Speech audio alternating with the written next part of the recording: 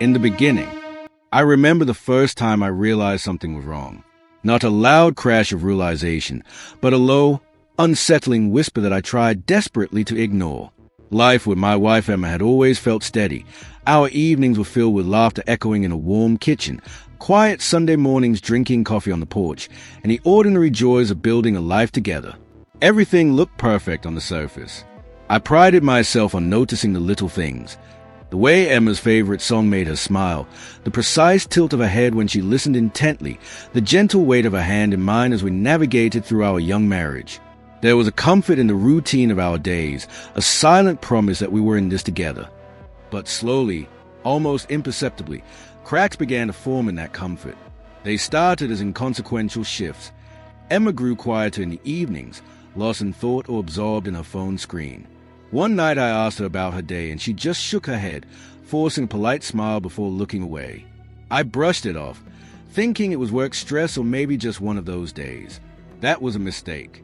Beneath a reluctance to share, something dark was brewing, and my willful blindness only let it grow unchecked. In those early days of doubt, I replayed our conversations in my mind searching for clues. Had I missed an argument? A cry for help in a half-spoken sentence? All I found were vague recollections and a growing sense of emptiness. I began to live in a state of quiet alert, sensing without seeing. When Emma left for work in the morning, she would pause at the door, her eyes lingering on me just a fraction longer than usual, a sadness, or perhaps guilt, flashing across her face. I pretended not to notice. But in the small hours of night, when the house was still, I would lie awake and try to solve the puzzle of a distance. She moved like a shadow in our home, always present but never truly there. Our daughter, Lily, would sleep between us, oblivious to the growing chasm. In those lonely hours I whispered to the darkness, asking why a love that felt so real was drying up inside me. I replayed happier memories obsessively, our first road trip together, laughing and singing along to the radio, the day we found out Lily was on the way we once danced slowly in the kitchen like the world had ended. Those memories felt like another life now. A question rooted itself in the center of my mind. How could someone I loved so deeply become a stranger? The answer eluded me. I was terrified that the whisper I kept hearing was an alarm, but I didn't know what it was warning me about. Shadows of suspicion. The first rare warning came when Emma missed Lily's birthday dinner. I remember that evening in painful detail. The autumn air was crisp and our dining room table was set for 3, flickering candles casting shadows on empty chairs. When the door didn't open, I called Emma's name through the silence, but only Lily's confused whimpers replied. My heart thumped erratically. I remember standing there in the quiet, realizing how hollow the laughter felt with Emma gone. When she finally returned late that night, her perfume was faintly different, like a jasmine scent mixed with something unfamiliar.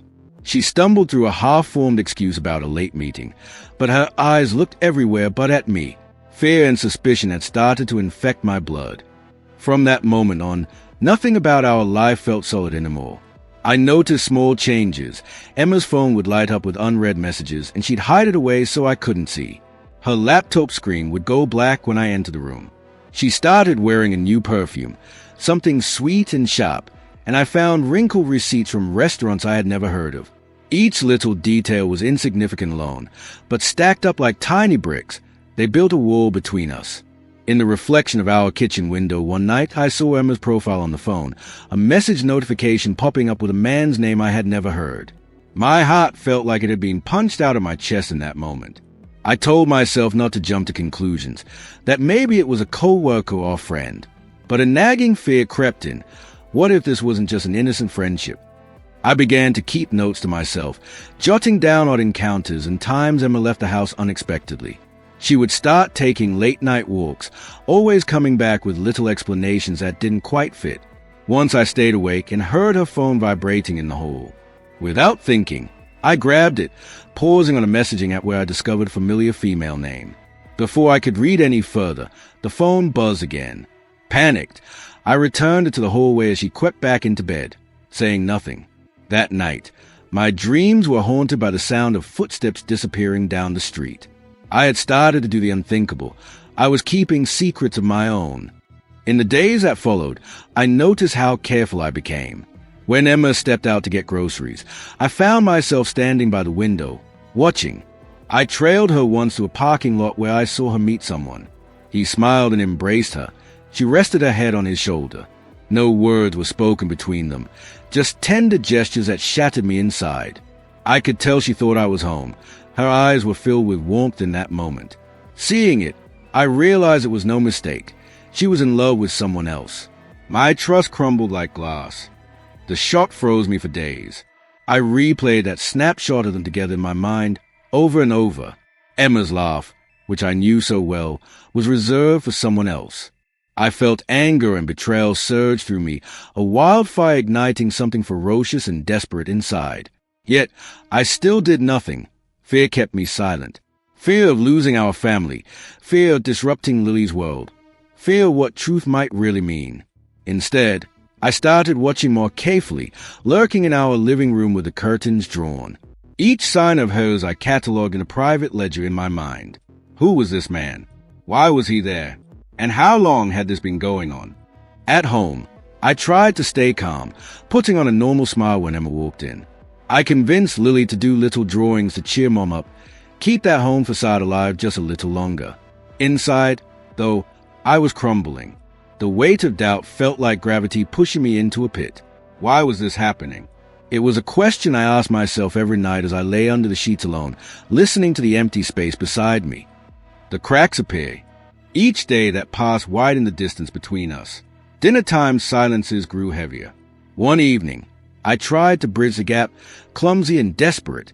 I poured her favorite wine, asked her about her day while chopping vegetables. She smiled politely but mechanically. Her eyes darted around the room, landing on the clock or the window, as if rehearsing a way out. My mind conjured every excuse. Maybe she was tired or stressed. But my heart knew it was something else. That night, I made a choice. I didn't know why exactly, but the fear of uncertainty was worse than the fear of knowing. I quietly crept down the hall into our home office, a room I had never entered when Emma was awake, and opened her laptop, hoping to find something, anything. I held my breath as the screen lit up, and I clicked through email after email. There, tucked away between bank statements, were messages from a man whose name I didn't recognize, filled with affection and plans. Plans to meet tonight, to pick her up at the park. Each word burned me like acid. I closed the laptop, my hand shaking so badly I could hardly think. The reality of it hit me in waves. Emma was not just sad or distant. She was seeing someone else, and after the storm I felt a black emptiness, a vacuum where my world had been. For a moment, I felt nothing but cold clarity. My breath was shallow as I crept back to bed, and pretending to sleep became a suffocating lie. When morning light broke through the curtains, I stood at the edge of the bed and I saw Lily, our daughter, nestled between us, still sleeping peacefully. I hated myself for waking up and not waking her, too, having the chance to tell her that something was wrong. Instead, I smoothed my fingers over her hair and left without a word, needing distance, needing air.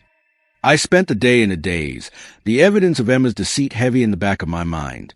Emotionally battered but determined, I did what I never thought I would. I contacted a private investigator. A dull resignation settled in me as I laid out the situation. Even as the investigator agreed to help, I felt guilty and ashamed. For the next few days, I watched from the shadows. I saw Emma meet him, the stranger named Victor, exchanging gentle kisses in their car before brushing them off as nothing serious. But to me, it was everything. I even snapped one photo, careful to blur Victor's face. She was holding his hand as they walked into the park, her face soft and affectionate. My brain played it on loop.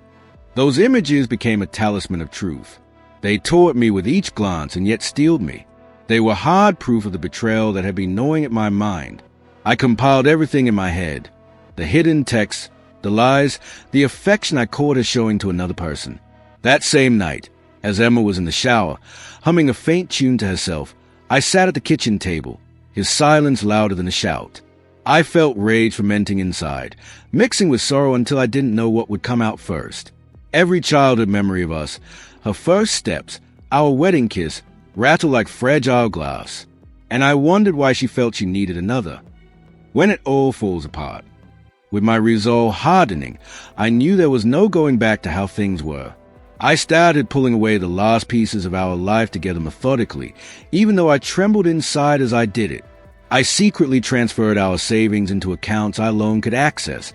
I reshuffled things at home to prepare for the inevitability of separation. Each small step felt like building an invisible wall between us. One evening, I watched her from the living room as she spoke to me over dinner. I made an effort to keep my tone light, but a dangerous edge had crept in. When she smiled and I asked about Emma from earlier that day, she hesitated, just long enough to say something she hadn't prepared, something lame about a project. I waited a beat too long, letting the silence stretch. In her eyes I saw a flicker of panic, and then sorrow when she forced a tight smile back at me. I saw everything in that single moment. The guilt, the regret, even a hint of fear. She had known I had figured it out. Her lips parted to speak, but instead of answering me, she choked on her words. Her entire body language screamed apology without sound. I tasted years of broken promises and felt physically sick as she stood abruptly and left the room. The door clicking shut behind her felt like an axe chopping at the last branch of trust. That night, I walked the streets alone, leaving Lily with her grandmother. I needed to think, to feel something other than the crushing realization. The city lights blurred around me as tears welled in my eyes. I was grieving a phantom, mourning a marriage that only seemed real. In the dark, my reflection in a rain-soaked pavement caught my eye. I saw a stranger clutching his coat against the cold. Emotions roared inside, betrayal, humiliation, but underneath it all, a dull, echoing heartbreak. I yelled into the darkness profanity and it echoed back, chilling me. By morning, the confrontation was inevitable. I didn't want to do it, but I no longer had a choice. I waited at the cafe around the corner from home, our old Friday spot, planning to let her fall onto the knife herself. When Emma arrived, I could see in the slump of her shoulders that she knew why I was there. We didn't speak until our coffees had gone cold. Finally, in a quiet voice, she said, "We need to talk." My heart pounded as I nodded, the motion heavy and slow. The dam had broken, and both of us stood in the flood it unleashed. We walked through everything together, her first. She hung her head as she confessed, half apologies, half explanations. The words were like knives. She said it didn't mean anything. It happened during a time I was busy at work. She still loved me. She was so sorry. Every lie dripped from her lips like poison. But I let her have her say. When it was my turn, I spoke the truth. I told her I already knew, that I'd seen her with him in the park, that I had pictures. I told her our life had been a lie. My voice was low and cold, as if I was describing someone else's pain. I felt nothing then, not anger, not grief, only a dull certainty. Our kitchen was quiet except for distant traffic, and for a moment, all that separated us was a table and the word between us. Why? I asked finally, and the word tore from me as an exhale. She looked up with tearful eyes that had once gleamed with love, now shadowed by guilt. She could barely meet my gaze. So I stood up and walked away, each step heavier than the last, never looking back. After the shatter, in the fallout of the confrontation, everything changed. Over the next few days, I moved out of the bedroom into the spare guest room. Lily's laughter in the other room reached me through the wall and reminded me of brighter days. I took photos of them that hung around our home, our wedding picture, an old Polaroid of us on vacation, down to the last one, even the picture of Emma reading Lily a bedtime story, and stored them in a box in the attic. It felt like saying goodbye to parts of myself. Each morning I willed the tightness in my chest to ease, but it didn't. Instead, I channeled the pain into action. I hired a lawyer quietly, preparing for the battle I knew was coming. The house we built together would not tear apart, but I needed to protect what was left of my life and Lily's. The day I closed our joint account and moved money out, I wasn't doing it out of spite. I was doing it out of survival. The thought of not having control over my own future terrified me more than any fight. At work, I kept my focus. There was a half-truth to what my colleague, Anna, had said about my performance.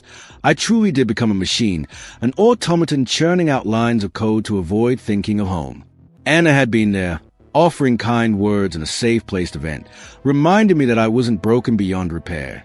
She compared me, once, to a tree that bends in the wind but doesn't break.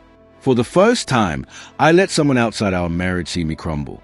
Even so, I maintained a stoic mask in public, speaking only when needed, the pain welling up only after hours. Nights were the hardest. I'd lie awake with only the ceiling fan spinning above me, Lily's steady breathing from the next room mixing with a hum. Sometimes I thought I should feel relieved that this chapter was over, but what I felt was exhaustion. Emma had taken something precious. But as I stared into the dark and let myself feel it all, a strange clarity came. I realized that I was still here. Broken, perhaps, but still here. Lily still had her mom in her life, and that was a small mercy. If this pain meant she would be safer, I told myself maybe it was worth bearing. Weeks passed into months. The legal process was slow and cold, but a betrayal had burned itself into the fabric of everything I did. During that time, I glimpsed moments of what I used to be. One afternoon, I found myself baking cupcakes with Lily, red velvet swirls, flour on our noses as we laughed. In those moments of simple joy, I remember that life was still possible outside the ashes of my trust. In the end, the divorce was finalized and custody was arranged. The judge did not see the revenge I collected with care. He saw two hurt people and a young girl caught in between. But I quietly told Emma what I never screamed. I would find a way to protect her, even from herself. As I left the courthouse, Lily holding my hand, I found no satisfaction in the victory, but a strange peace. The part of me that had hoped to watch Emma regret everything had quieted. Maybe in that courtroom we were just two people moving apart. I moved into a small apartment across town, closer to Lily's school and away from the memories of that street. On my own walls, I hung new pictures, one of Lily's drawing of our family, an old landscape painting I loved, a framed quote about survival. Emma still visited on weekends, and I answered her calls when Lily wanted to say goodnight. But all the while, I lived with a sense of cautious protectiveness I had never known. It took a long time before the whispers in the dark fell silent. But when they finally did, I sat in the calm night listening to just my own breathing and Lily's from the other room. The world fell still, but no longer empty. In the dawn that followed each dark night, I found myself grateful for another chance to heal. And slowly, I started to believe that even after such devastating betrayal, the pieces can be put back together, just not in the way they were before. If this narrative of betrayal and survival resonated with you, don't just scroll past. Hit that like button, subscribe for more raw, real-life heartbreak stories, and share this video with someone who might need it. Together, we're building a community where shattered trust becomes a catalyst for healing. Drop a comment below. Have you ever uncovered a secret that changed everything? Your story matters. Join the conversation.